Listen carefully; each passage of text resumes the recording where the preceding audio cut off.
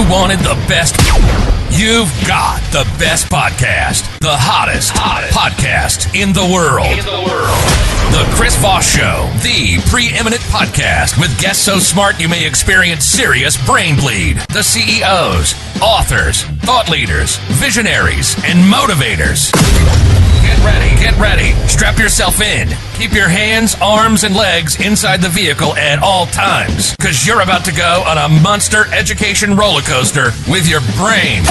Now, here's your host, Chris Voss. Hey folks, it's Voss here from the ChrisVossShow.com.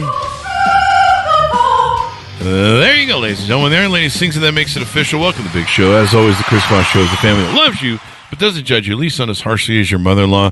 We're the great family that loves you, but remember, we don't loan you money. Go to goodreads.com/Chris Voss, LinkedIn.com/Chris Voss, Chris Voss, one on the TikTokity, and all those crazy places on the internet. Today we're going to be talking about a super prolific romance novelist, and she's written a ton of books, and she's got a new one coming out Monday we're going to talk about, but she's also going to give us a lowdown on how she became prolific and got into writing, etc., and maybe you'll learn something too.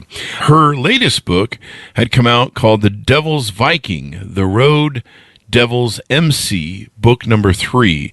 Marysol James is on the show with us today. We'll be talking to her. Her new book, the book 4 in the series, we'll get into here in a second. We'll get the title from her as well. So we're going to be talking to her about all the insights of what went into her writing books. She was raised in a small town in Canada, or as I like to call it, Canada. I don't know what that means, eh? And it's still a small town at heart, and she's still a small town girl at heart. She's a cancer survivor, cinnamon bun lover, and hardcore caffeine addict. Cheers. Marysol crosses genres in her writing happily and enthusiastically. To date, she's published 30 steamy, sexy, slinky, contemporary, erotic romance novels spread over 5 different series. I just reading those verbs made my nipples hard, including the Amazon and iBooks best-selling Unseen Emmy, Dangerous Curves, and the Road series, or the Road Devil MC series. I evidently written about me. Her books incorporate action, adventure, suspense, military elements, and some surprising plot twists and turns. Oh no, his pants fell off again. No, I'm just kidding. Welcome to the show, Marysol. How are you? Good. Thanks, Chris. How are you doing? I am doing excellent. It's going to be fun to have you. Yeah, should I read that, some of that part? She's published 30 steamy, sexy, slinky, erotic romances. You know, maybe you should think about recording some romance audiobooks. You've got the voice for it, you know? Yeah. And then, I don't know, there's a joke there I'm not even going to run with. But my favorite part is why they always have sex on the beach all the time. None of my characters have ever had sex on a beach. Really? I can promise you that. Because it's not, it's not sexy. It's uncomfortable. Yeah. Sand gets in all the wrong places, I hear. Everywhere. There you go. No one needs that.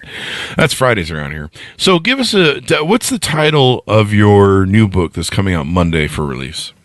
It's called The Devil's Pair, and it's the 4th book of the Road Devil's MC, which is Motorcycle Club series. And yeah, it'll be out Monday on Amazon exclusively. There you go. Exclusively on the Amazonian. So give us the .coms. Where can people find out more about you on the interwebs?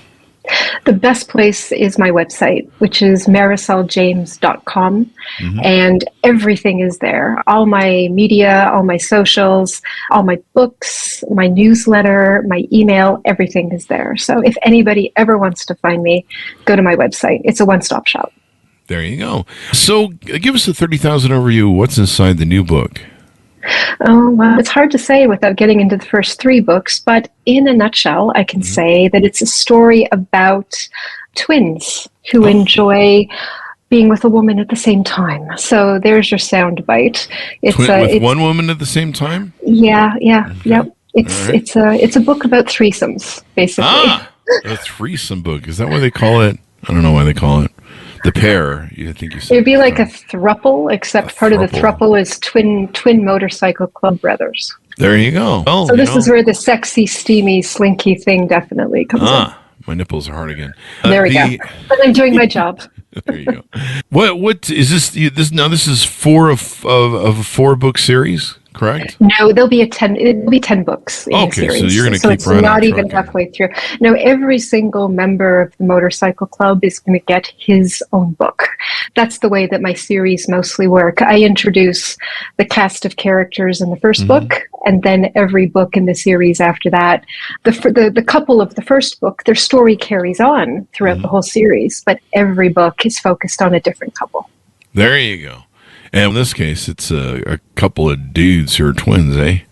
Yeah, twin brothers. Twin brothers. Well, everybody's... Your Canadian accent is really good. I'm pulling out my Canadian, yeah. Yeah, I hear that. The boot. About there you go. I'm a big Rush fan and Second City fan. I love Canada. Canada's nice. Everyone says I'm Ricky on Trailer Park Boys, but I don't know. I haven't decided. But I always think I'm the other guy because I used to drink a lot of vodka and carry around drinks with me all the time. But you can't be Canadian without the beer. I'm sorry. Without the beer, yeah. Yeah, it's got to be beer. So tell us about your upbringing. How were you raised? When did you know you wanted to be a writer, or when did you start writing? Like you said, I was raised in a small town in Canada called Georgetown, Ontario, and the oldest of 3 kids, working class parents, and education was really, really stressed at my house. So I went on to university, got a master's degree in international law. And so then I basically started my career. I was in Poland teaching English for a couple of years, and then I moved over to Guangzhou, China. I got into managing an English school, and then I moved over to Hong Kong for 5 years, where I managed a bigger English school with a bigger staff. So I went really international, but also really business focused. That was really my thing. And then from Hong Kong, I moved to Warsaw, Poland, where I worked as the chief operational director of a huge publishing house. And so basically I was brought up to work in business, international stuff, and that is what I did for quite a while. Mm-hmm. Did you do any writing? Was there any, writing sort of inspiration going on? Were you thinking about any, writing anything? It's kind of sad in a way, because when I was little, like really little, I wanted to be a writer. That was my dream. And when I was 9 years old, I was diagnosed with cancer, and I was really sick for 3 years. I lived in the hospital. And part of what they suggested to me was that I write. And so I wrote a whole book about a girl who lived in the hospital. And it was this full-length fiction novel that I don't know where it is now. I would love to read it. And that was when I thought to myself, I'd love to be a writer. I think that would be a great thing to do. But my parents really discouraged that, unfortunately. And like I said, then I got on the master's international law business track, and I lost it a little bit. But I before I got into romance writing, I did publish a collection of short stories, and I did publish 2 full-length contemporary literature novels that were across the board. The critics and the reviews loved them, but nobody bought them except the critics. The critics bought them. Well, that's kind of... And I know. And so that was when I thought, this is... So at the time, I was working in business, I was working in management, and I was just writing for myself for fun, but there was no money in it at all until the romance kind of happened. And what brought you into the romance genre? Was that always kind of your thing from when you started writing? Or? Never. I had never read a romance novel. I had never even watched a soap opera, although my grandmother did, and she kind of kept me up with all the plots. Not that I knew what she was... Oh, God, and it's just intricate. I mean, she was into Dallas and Hotel, I think, but, But I was working as the chief operational director at the time when I lived in Poland, and I got sick with cancer a second time. Oh, no. And I was promptly fired. It was a company, based in Paris, based in France, and they just let me go. And I had a decent severance package, 2 years, but I was unemployed. So, cancer and, need health. No, I mean, I lived in Poland, so the health insurance was really good. Okay. But no, so I was basically flat on my back, dealing with chemo, nothing to do, nowhere to go. And a couple of friends of mine said, I had just finished writing my second quite heavy literature contemporary literature book. And I said to them, I don't know what to do with myself now. And they said, why don't you write the exact opposite of everything you've ever written? So anything to do with law, academia, business, really heavy short stories, really full-length novels about really dark stuff. Why don't you write a romance? Oh. And I said, I wouldn't even know how to begin that. I haven't read a romance. I know nothing about romance. And they said, exactly. It's so not you. Treat it like a little mental health vacation. Treat it like almost a joke. So we laughed the whole way through it, my two friends and I. We made it as stereotypical as possible. It was a sexy cowboy romance, and there was a city girl who inherited a ranch, and she shows up and everybody hates her and she hates everybody. And we just laughed and laughed and laughed. And I wrote it in 2 weeks. And I thought that was the end of it. But my friends said, no, you've got to publish it. So I said, okay. So I put it on Amazon, self-published it, and just forgot about it, completely forgot about it, until money started landing in my bank account. You're like, what's going on? Like significant, like thousands of dollars. And I'm thinking, what on earth? So I went to the Amazon Analytics, and this thing had turned into a summer beach best-selling novel. Oh, wow, a beach read. Yeah, it was a beach read. They were bringing the sexy cowboys to the beach. And I thought, what on earth happened here? So my friends then said, start a Facebook page because people are going to be looking for you. They've bought your book. Now they're going to know about the author. So I started a Facebook page, and suddenly people were saying, loved your book. It was so great. I loved it so much. It was light. It was sexy. Where's the next book? And I'm thinking, what next book? I mean, I barely wrote the first book. Don't you people know I wrote this because I was flat on my back from chemo and I laughed the whole way through it, but I had nothing to do. So I wrote the second book and I put it on Facebook. The book is now for sale. Here's the link on Amazon, self-published, blah, blah. It was a bestseller. And then suddenly they were saying, where's book 3? And I'm thinking, I mean, by this point, I'm sort of like, I've earned $20,000 on 3 books in just a few months. It was amazing. It was amazing. Then I got tired of the sexy cowboys, and I started my next series, which is called the Fighting for Love series, which is about MMA fighters. These guys own an MMA gym. They're karate guys. They're boxing guys. So I did that, and that was a bestseller. Oh, wow. And by this point, I had beaten cancer, and I was ready to go back to work, like looking for another management position. And then it occurred to me as the next royalty, payments came in, that I was earning more money on this joke, this romance thing that I was doing than I had ever earned in management at that point. Oh, wow. So I thought to myself, like, what am I doing? I can work at home. I had 2 small boys by this point. My time is my own. I have the fan base. I've already written 4 books.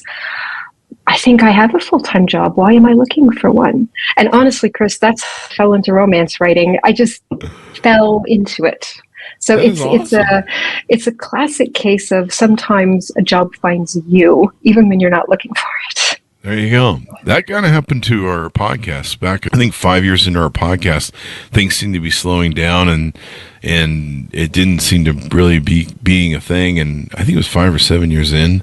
And so we were focused on a bunch of other stuff. And then we started noticing Apple came out with their thing where they started promoting podcasts, and they decided to become a central hub.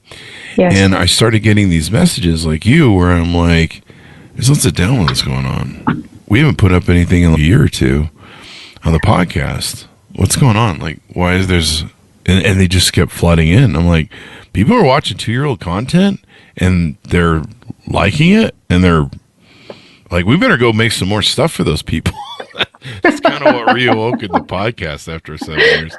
We're just That's great. Well, that's great. Shit, if people like something, it's, and the content was all like a year or 2 old. We'd kind of taken a break and done like 1 or 2 here and there, but I'm just like, they're watching 2 to 3 year old episodes on technology and CEO interviews. And so, yeah, it's a wonderful thing to have when your audience. But what were you doing? What were you kind of doing in between? Like you said, you were doing other stuff. We have multiple different revenue streams. So we do YouTube videos, review products.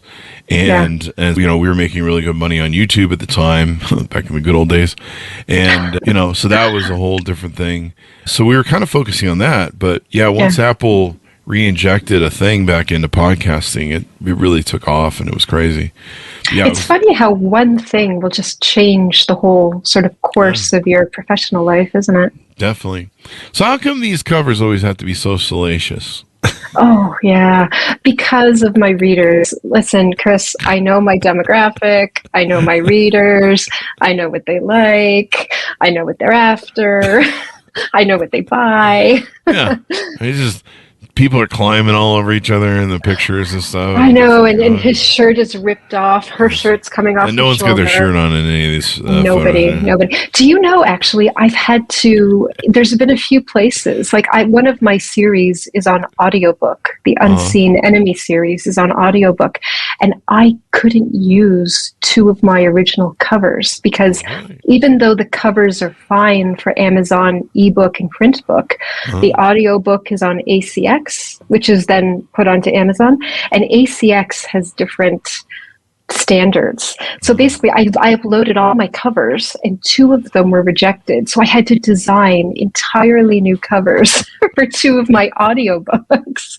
So yeah, they dip. Some of them do probably go a little step too far in some ways. There you go. It's always funny when you look at romance novel covers because you're like, that leaves nothing to the imagination there. But I suppose it gets people to read it and get enticed by it. I noticed you use tattoos on a lot of folks. Is that a big? I do. Yeah. Because my guys tend to be ex-military or bodyguards or special ops or motorcycle club guys or karate guys, fighters, and, bouncers. What you'll find is the majority of these guys who work in these professions tend to be quite tatted up. So yes, definitely. They do the tats. They do the tats. So now this is a part of a 4-book series that will eventually be, I think you said, up to 10. Tell us about the other 3 books in the series. It's actually kind of funny because I wrote the first book and then my readers were telling me, oh my God, you must be so influenced by Sons of Anarchy. And do you know, to this day, I have never watched Sons of Anarchy. Oh, wow. So I know that I probably got my idea to go into the MC series because I think Sons of Anarchy was just starting to get hot around that point. So it was something I'd heard about. But in terms of the story that I've written, my guys are former 1%er motorcycle club guys. And the first book begins about a year after the new president, named Wolf Connor, has determined to take the club straight. So they've dropped all of their dirty blood contract money kind of situation. They're out of the drugs, they're out of the drug running, they're out of the gun running, they're out of the prostitution, and they're trying to just live off their tattoo parlor, their bar, and their garage. So this is the premise. This is where it begins. These guys are hardcore, but the ones who have decided to remain in the club are really trying to live life like they're paying taxes. And, they're really trying to be on the up and up.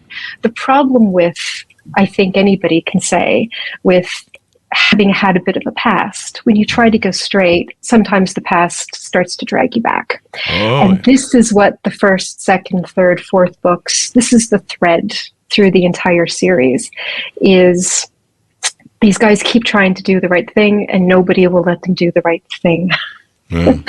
So I have planned the entire 10-book series so I know where this inevitable kind of car crash is going to happen and when and what it's going to be. But this kind of looming sense of dread and almost sort of destiny begins in the very first book, and it will just build over the series. There you go. It's Godfather 3. Just when I think I'm out, they drag me back in. That's exactly what it is. Yeah. That's exactly. And the thing. What I keep telling my judge. I'm like, I try to be good. But then it's bad again. But it's everybody else. It's Well, and everybody else. It's not my fault. this is what keeps happening to these guys is, dead bodies keep turning up Oh, and murder, and It's they have to Fridays keep around killing here. people. Exactly, right? Yeah, Well, I yeah. call it Mondays before caffeine. But, these poor guys, they're really, honestly, they're trying so hard to do the right thing and be the good guys. And everybody's like, yeah, no, we don't want you like that. We don't want you Yeah. to be the good guys. You got to be the badasses. We're trying to stop all the murdering. There are so many dead bodies in this series. I mean, I just keep killing people left and right. Wow. It's so satisfying. Who hurt you as a child? No, I'm just. Exactly right. Exactly right. Sounds like my backyard right now. There's something so cool about as a writer being able to just off terrible people in the worst ways you can imagine. Are you married? Not anymore. No, Okay. no. I would joke with some of the married romance novels that are always murdering people off, and I'm just like, does your husband keep one eye open at night? When, I suppose it is worrying to be in a relationship with me. I'd be a little bit worried. I'm so creative. I'm so creative with it as well. So we've had some ladies on the show that in their novels, if someone in life screws with them, they'll put them in their novel and kill them. you know what? Good friends of mine in Poland gave me a sign. I don't know if actually, you know what? It's literally right here. It's above my desk. Can you see that? Careful. It's backwards. Careful or you'll end up in my novel. Somebody gave me that as a gift, and it's right above my desk. This is my writing area where I'm sitting, and it's right there in front of me. And every once in a while I think, oh, you mother, yeah, you're going in my book, and I'm going to kill you 2 books from now. And I do. And I do. Pieces and everything. And also, I torture a lot of my characters as well. Wow. So I'll skin them, I'll drown them. You know what I mean? They live. They live. They're fine. I thought this was supposed to be romantic. It is. It is. You have to read it to understand. But these MC boys are not. Yeah, they're not choir boys. There you go. It's hard to change your stripes. What is that saying? You can't take the ghetto out of the boy. It's hard to change your stripe. Yeah, I mean, in my case, you can take the girl out of Canada. You can't take the Canada out of the girl. I played hockey as a kid. Oh, there you go. That'll give you a spirit of murdering. I'm still a little bit elbows out, in the street. Oh, so I'm still shoulder barge people who won't move. Yeah. If you got to get through, Target or something with, elbows out. Living in China, like getting on and off the public transport in China, it was elbows out all the way. Otherwise, you were just literally kind of like pushed back. On the wave of people. Yeah. Thank God I'm tall and broad, so I just push my way through anything. And if it was a bunch of China people, I would just, I don't know, I just post my arms on all their heads and lift myself up. You could. I'm only 5'4", and I still towered over them, so you would be really fine. I'm 6'2", and I can give people a look like, you best get out of my way. Oh, there we go. And they'd go, he has resting bitch face. We should probably get out of his way. He looks like he's not really, he's in the mood. So there you go. Tell us about some of your other novels. Now, do you have other series going on, multiple series threads that are running on different? Oh, yeah. Yeah, I mentioned the Sexy Cowboy series. That's called Open Skies, and it's 5 books, and that series is done. And then I mentioned the MMA Fighters series. That's Fighting for Love, and it's 5 books, and it's done. And then I mentioned Unseen Enemy, which is my only series on audiobook, and it's 8 books, and it's done. And then my other series is Dangerous Curves, which is about a dive bar called Dangerous Curves. This is where the bodyguards and the MC guys and all the criminals kind of come in. And that's 8 books, and that's done. And then I have this series, which the 4th book comes out on Monday, and it will be 10 books. And then I have another series about wounded warriors coming home from war who have joined a support group. And there's 10 men in the group, and each one of them will get their own book. And I've written 1 book of that series so far. And the thing about my series is they all do interconnect. So a lot of my characters will wander sort of from series to series. And I think of them like Easter eggs for my readers because they get all excited when they're reading, the MC series book, and in walks King from the Dangerous Curve series because he's kind of a badass king. Yeah. He's got some skills. So whenever there's a situation that nobody knows what to do with, they look at each other and they say, we should call King. So King comes in on his white horse and saves the day. And my readers love that when King makes an appearance. He appears in this book as well. Just a little spoiler alert for my readers. You will see King again in book 4. You know what I was thinking? They always have all these hot, steamy sex scenes in the books. Do you have that? Oh God, yeah. Very explicit. You know what's funny though is but you know what's funny is I read my reviews. And I've stopped reading them now. After 30 books, I'm like, listen, if you want to read my stuff, fine. If you don't want to read my stuff, fine also. It's but selling. in the early days, I was really worried. Because of course, like I fell into this by accident. I didn't really know what I was doing. So I thought, I better see what the readers think. And it was funny because I would write a book. It would have, I don't know, let's say 4 quite steamy sex scenes. And I'd read a review that says, oh my God, this book was just filth. It was horrible. I threw it out the window. I've never been so offended in my life. And then the next review down would say, these are the mildest sex scenes I've ever read. I was bored. Really? How does anybody... Yeah. Wow. So I'm thinking it's about perspective, I suppose. Yeah. So for some people, it's too much, and for some people, it's not enough. But for my readers, like my fans, it's the sweet spot. And I choose that word carefully. That's what everyone's after, the sweet spot.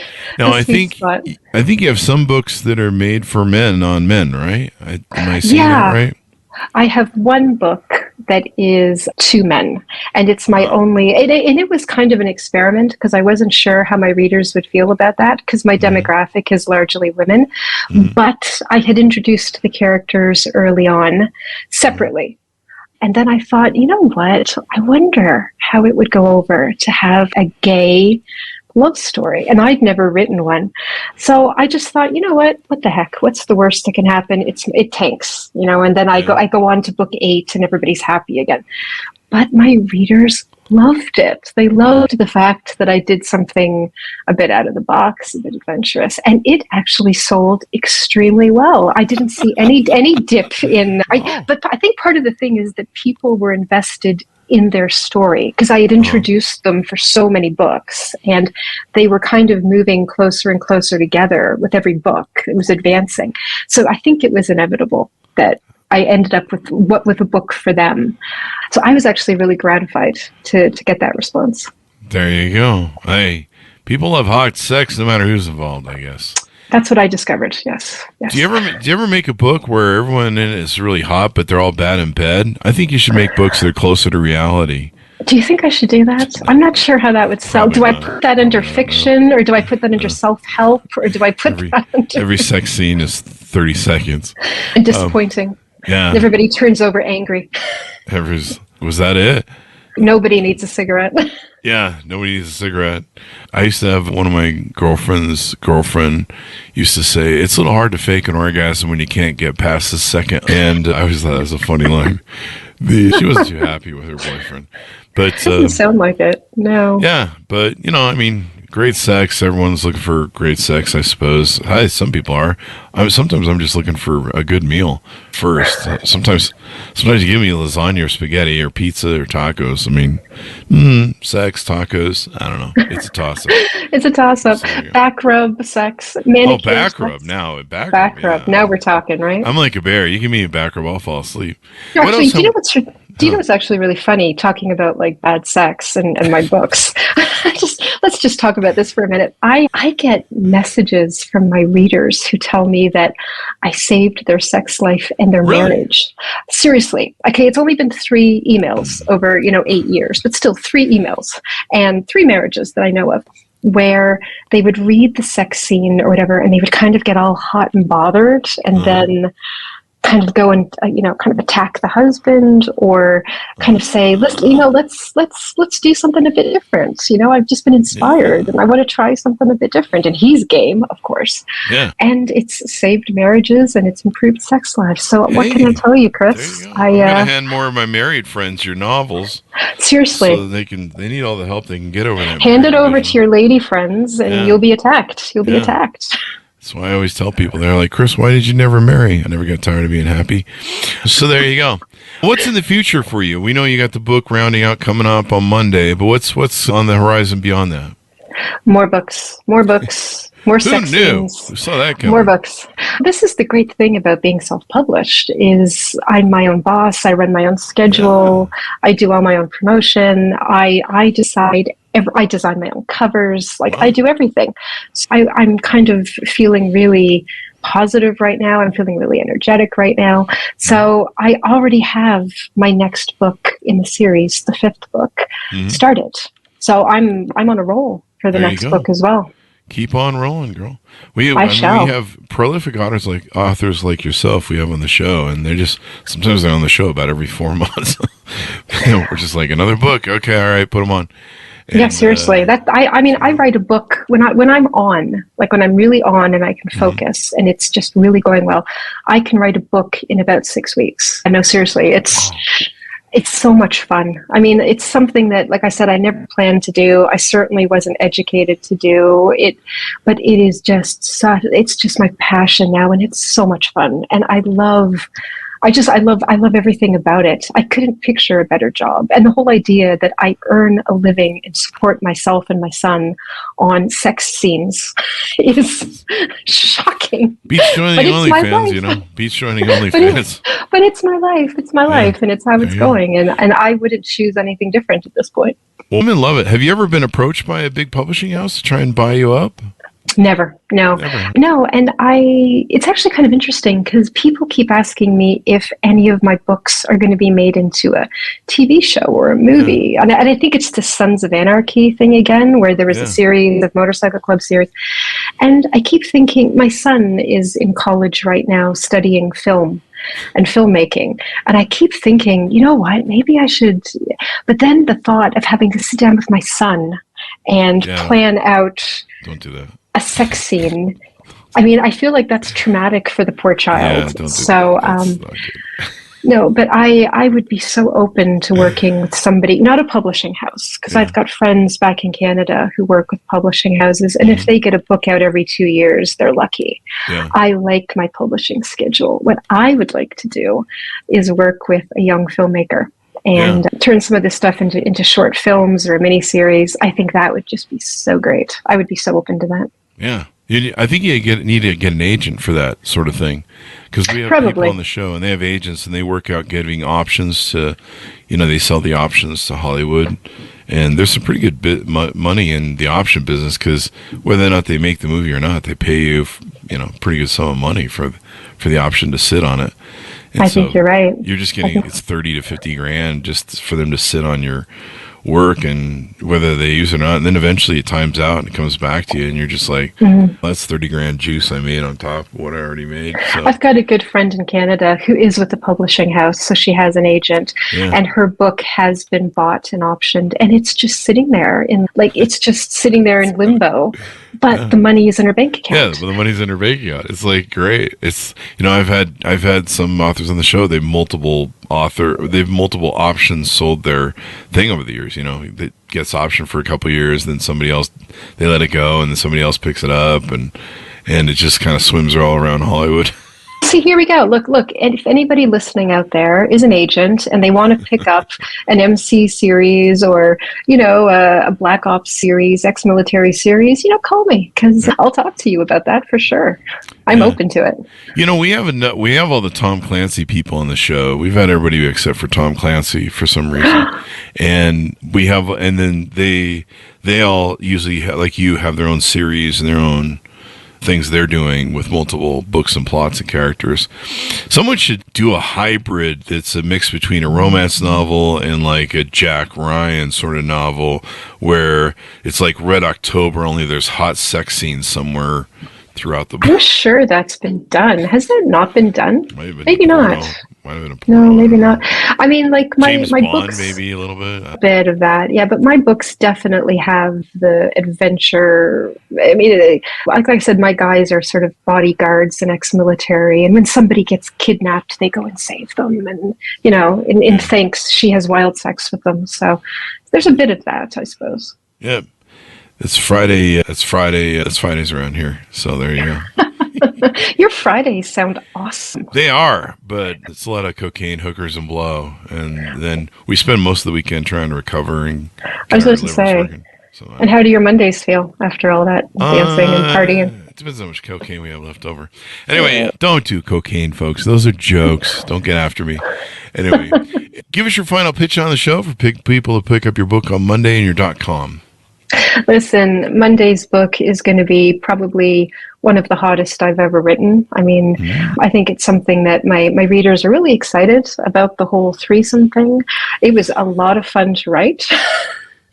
My imagination went into overdrive, and then another 600% on top of that. So if you're looking for an adventure, if you're looking for romance, if you're looking for sexy, this is the book for you. You can probably read it in 4 or 5 hours and then double back and read the whole series.